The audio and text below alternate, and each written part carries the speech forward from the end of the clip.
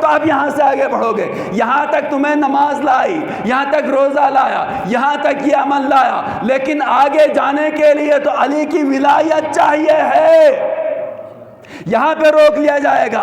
امام کس کو مانا تھا؟ اب تو روایت تو موجود ہے نا, کوئی گزر نہیں سکتا پل صراط سے جب تک علی کے ہاتھ کا لکھا ہوا جواز نامہ نہ ہو. تو اب ہر کوئی پاسپورٹ دے سکتا ہے, تو وہاں پر صرف علی کے جواز کی ضرورت کیوں؟ معلوم یہ ہوا جنت کی طرف جانے کا ایک ہی جواز فراہم کر سکتا ہے, اور وہ ہے علی ابن ابی طالب امیر المومنین علیہ الصلوۃ والسلام.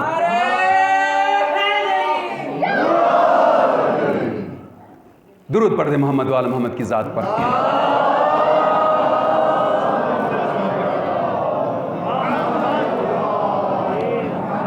اب رہ گئی بات, آپ توجہ رکھیے گا.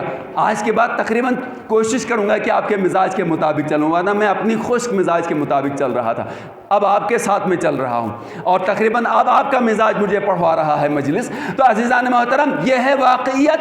ایسی واقعی محبت طلب کی ہے خدا اور خدا کے رسول نے, ورنہ اعتراف فضیلت تو ہر کسی نے کیا ہے. فضیلت کا اعتراف, کمال کا اعتراف اہل بیت کے ہر کسی نے کیا ہے, ہر کسی نے کیا ہے. حتیٰ دشمن نے بھی کیا, مولا کائنات کے دشمن نے بھی کیا, جو لڑنے آیا اس نے بھی کیا. واقعہ بتاؤں, امیر شام کے ہاں کہیں سے کوئی قیمتی کپڑا آیا اور رکھا ہوا ہے, دربار بھی ہے, تحفہ پہنچا ہے شاہی. امیر شام ایک شاہ تھا اپنے زمانے میں نا, تو یہ کپڑا پہنچا, بڑا ظاہر شاندار کپڑا ہوگا, اعلیٰ کوالٹی کا. اور جب امیر شام کا وزیر, جانتے ہیں آپ کون ہے؟ امراس, اور امیر شام کا بیٹا یزید, کپڑے کو دیکھ کے دونوں کی رال ٹپکی, اور ایک نے, امراس نے کہا کہ کتنا اچھا, واہ کتنا خوبصورت کپڑا ہے. ادھر سے ان کا جملہ, اس طرف سے جو نا اس کے بیٹے یزید خبیث کا جملہ, بڑا اچھا کپڑا آیا ہے یہ. امیر شام نے کہا جانتا ہوں تم لوگوں کو کیا بیماری لگ گئی ہے, تم چاہتے ہو کہ یہ جو نا کپڑا میرے ہاتھ لگے. امراس کی خواہش یہ ہے کہ یہ میرے ہاتھ آ جائے, اور یہ چاہ رہا ہے. کہا کہ یہ کپڑا اسے ملے گا, توجہ کیجیے گا, جو علی کی بہترین فضیلت میں شعر کہے گا. سمجھ رہے ہیں؟ دیکھیے, اپنے اپنے محفلوں میں علی اس ذات کا نام ہے جو اپنے سخت ترین دشمن سے بھی اپنی فضیلت کہلواتا ہے, اس سے اقرار لیتا ہے. کہا کہ جو بہترین شعر کہے گا علی ابن ابی طالب کی فضیلت میں, یہ اسے انعام ملے گا. کہا کہ میں بھی, خود کہتا ہے میں بھی کہوں گا, تم دونوں بھی کہہ لو. انہوں نے کہا کہ تو پھر اچھا, جب مقابلہ ہوگا اشعار کا تو جج کون ہوگا؟ کہا میں خود جج ہوں. ان دونوں نے کہا تو فیصلہ تو معلوم ہے, تم جج ہو اور شعر بھی کہو گے تو ہمیں تو کچھ نہیں ملے گا. کہا نہیں میں خود جج ہوں, کہہ لو شعر. پہلا کہتا ہے پہلا شعر میں خود کہتا ہوں, توجہ کیجیے گا. امیر شام کہتا ہے خیر البریتی بعد احمد حیدر والناس ارض والوسیع سماء,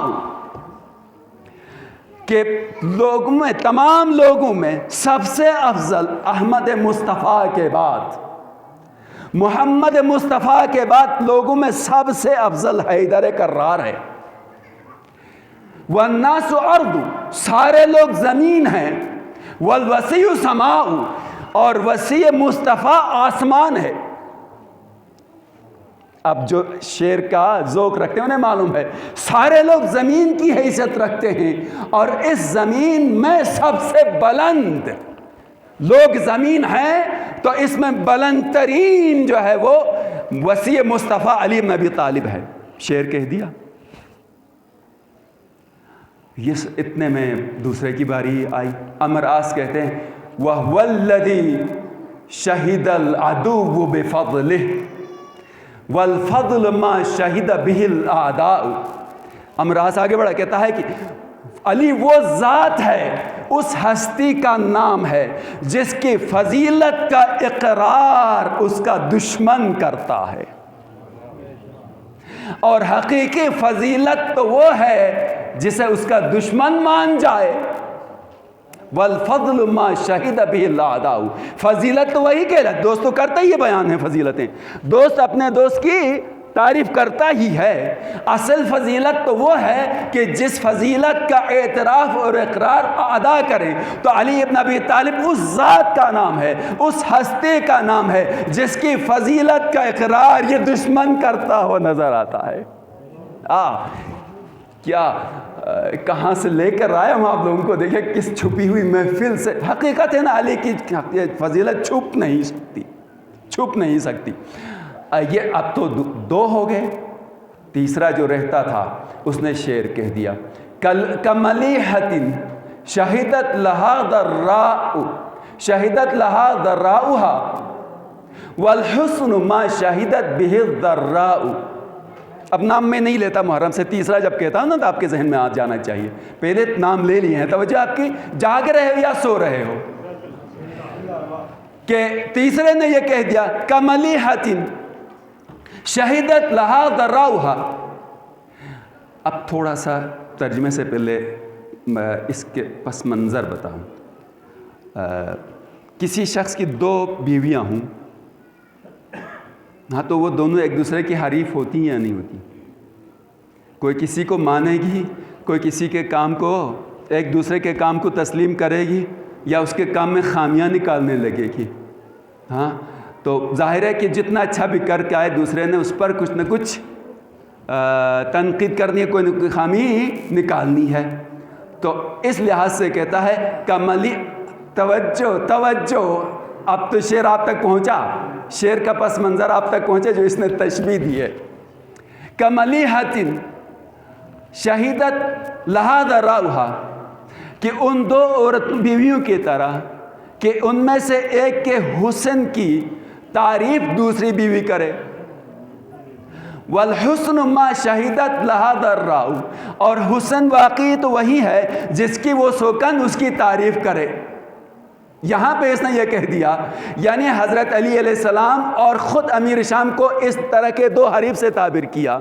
पहला हरीफ ख़ुद अमीर शाम है, अमीर शाम, दूसरा हरीफ मौलाए मुत्तक़ियान है। तो अमीर शाम की जो इस तरह का है और ये एतराफ़ करे अपने इस अदू का जिससे जंग लड़ने के लिए सफ़ीन के मैदान में गया है और नेज़े पर कुरान बुलंद कर दिया है अली को शिकस्त देने के लिए, अब जब यहाँ घर पर बैठा है तो ये कहता हुआ नजर आता है कि अली वो है कि जिसकी फजीलत ऐसी है कि सारे लोग ज़मीन की हैसियत रखते हैं और वसी मुस्तफ़ा आसमान है।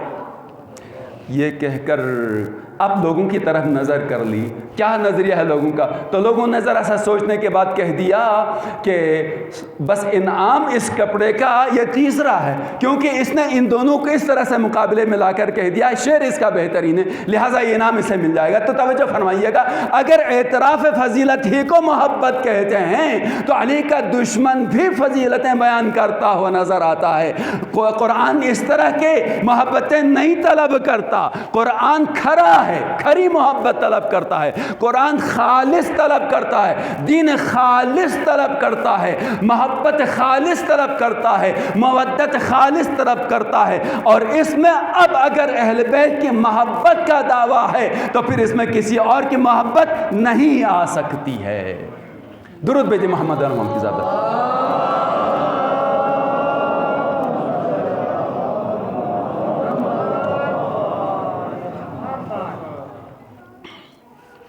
और इसी मोहब्बत का असर होता है कि जब अहले बैत की खुशी का दिन होता है तो वो वाकई मुहिब खुश होता है, और जब अहले बैत के गम का दिन होता है तो वो वाकई मुहिब और दोस्तदार गमगीन होता है। और यही वजह है कि मुहर्रम का चाँद नज़र आता है तो आल मोहम्मद का वाकई मानने वाला لباس سیاہ زیب تن کرتا ہے اور عزا خانے کی طرف رخ کرتا ہے۔ مرثیہ ہے، نوحہ ہے، بکا ہے، گریہ ہے، تصور ہے، کربلا ہے۔ تصور میں کربلا ہے، کربلا کا منظر ہے، آنکھوں سے آنسو روا ہیں۔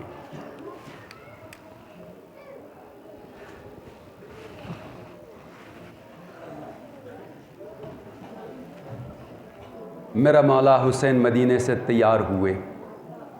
ثانی زہرا کو معلوم ہوا کہ بھائی حسین سفر کی تیاری کر رہا۔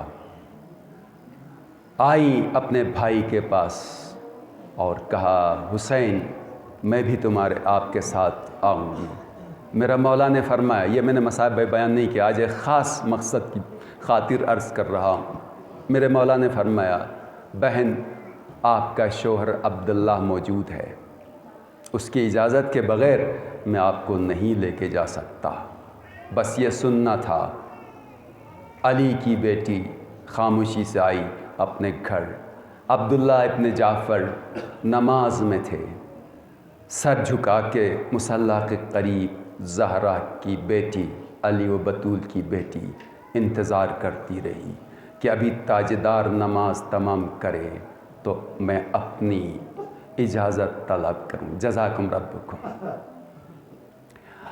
جیسے ہی جناب جعفر نے، عبداللہ ابن جعفر نے نماز تمام کی اور کہا عبداللہ تمہیں معلوم ہے میرا بھائی حسین مدینہ چھوڑنے جا رہا ہے اور آپ کو پتہ ہے کہ میں حسین کے بغیر زندہ نہیں رہ سکتی۔ یہ سن کر عبداللہ نے کہا تو علی کی بیٹی کیا چاہتی ہے؟ کہا مجھے اجازت دے میں اپنے بھائی کے ساتھ جاؤں گی۔ عبداللہ ابن جعفر نے کہا میں جعفر طیار کا بیٹا ہوں کہ جس کے باپ کو شہادت کے بعد خدا نے پر دیے اور جنت میں پرواز کرتا ہے۔ میں خود جہاد میں شامل ہونا چاہتا تھا لیکن میری مجبوری ہے کہ میں شامل نہیں ہو سکتا۔ اے علی کی بیٹی آپ کو اجازت ہے لیکن آپ اکیلی نہیں جائیں گی، آپ میری جانب سے میرے دونوں فرزندوں اون و محمد کو بھی لے کر جائیں۔ ہاں جب بھی جیسے ہی میرے آقا حسین کو کسی قربانی کی ضرورت پڑ جائے تو میری جانب سے ان دونوں کو پیش کر دینا۔ جزاکم ربکم۔ اب حساس تاریخیں شروع ہو گئی نا آزادارو، اب یہاں سے آج شب ششم آ گئی، چھٹی کی رات آئے۔ ان دونوں فرزندوں کو میری جانب سے لے کے جانا۔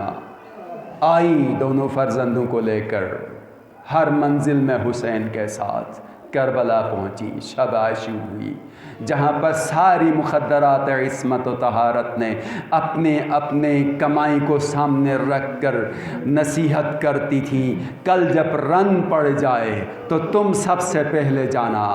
اسی طرح سے ثانی زہرا نے بھی اپنے دونوں شہزادوں کو اپنے سامنے رکھا اور کہہ دیا تم جانتے ہو کہ میرے بھائی حسین کے اوپر کس حد تک دشمن نے محاصرہ کیا ہے اور تمہیں معلوم ہے، اور ساری ہدایت دی۔ کہا کہ کل جب رن پڑے تو سب سے پہلے آپ نے اپنے ماموں پر جان قربان کرنی ہے۔ آزادارو ثانی زہرا اپنے بچوں کو یہ کہتی ہیں اور اس دفعہ کہہ دیا اگر بچوں اگر تم نے اس میں کمی کی، تم پیچھے رہ گئے تو میں تمہیں دودھ نہیں بخشوں گی۔ آزادارو ننھی زبانوں سے کہتے ہوں گے اماں جان صبح تو ہونے دیں، ہم بھی جعفر طیار کے پوتے ہیں جو جہاد کریں گے۔ آزادارو بس صبح ہوئی، ہر سپاہی جاتا تھا، جناب اون محمد بھی اجازت لینے کے لیے مولا کے پاس آتے تھے۔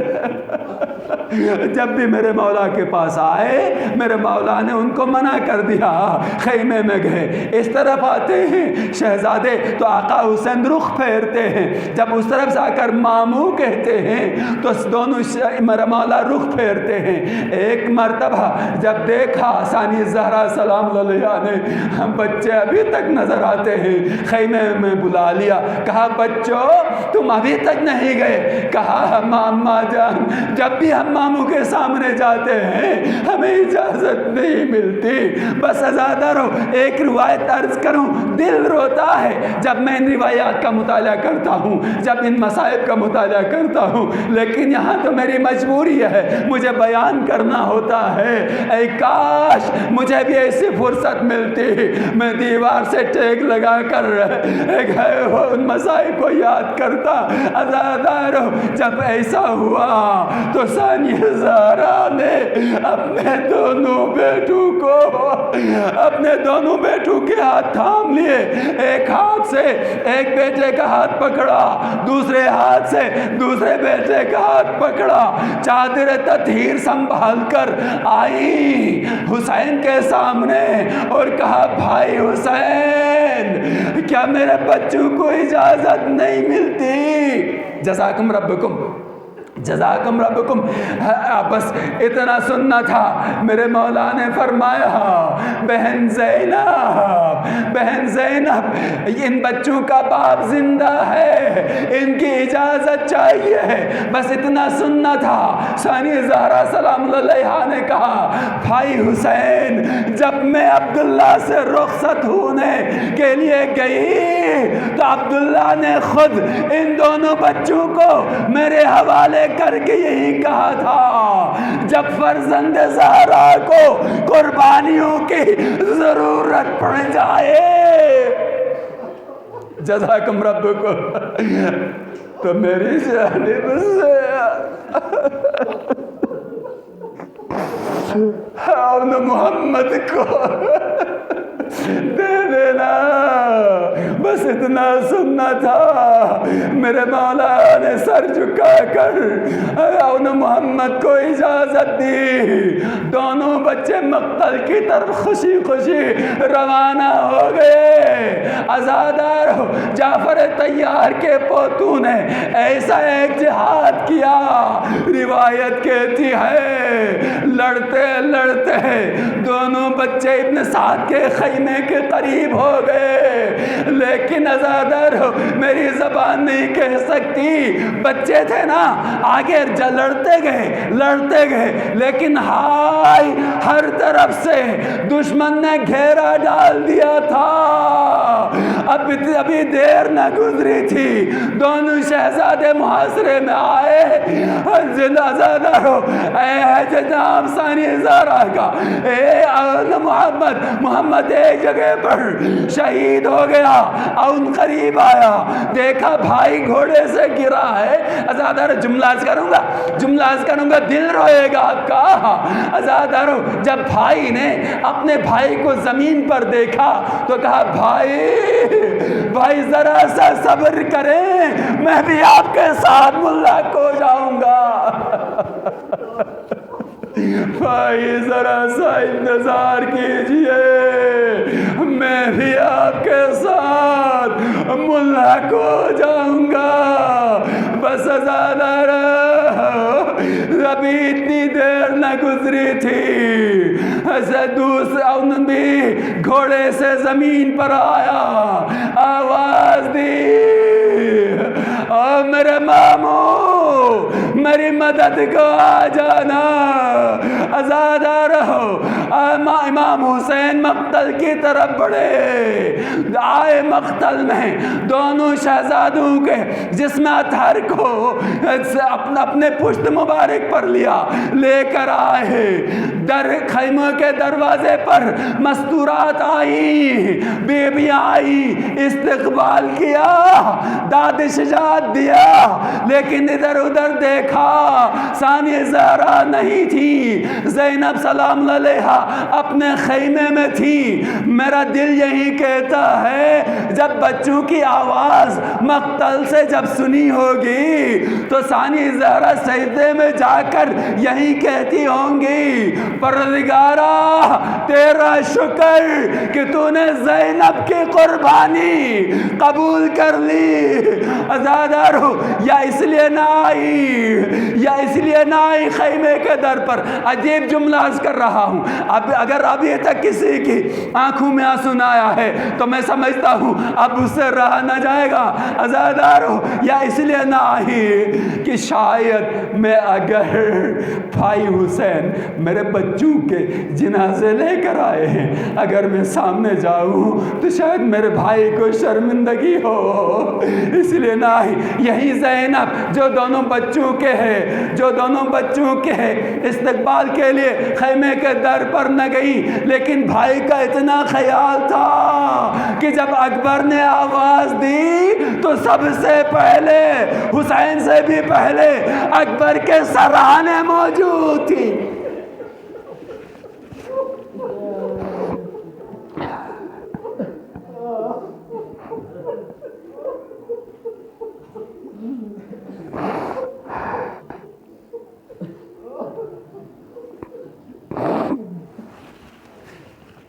وَسَيَعْلَمُ الَّذِينَ ظَلَمُوا أَيَّ مُنْقَلَبٍ يَنْقَلِبُونَ أَلَا لَعْنَةُ اللَّهِ عَلَى الْقَوْمِ الظَّالِمِينَ۔ ماتم حسین۔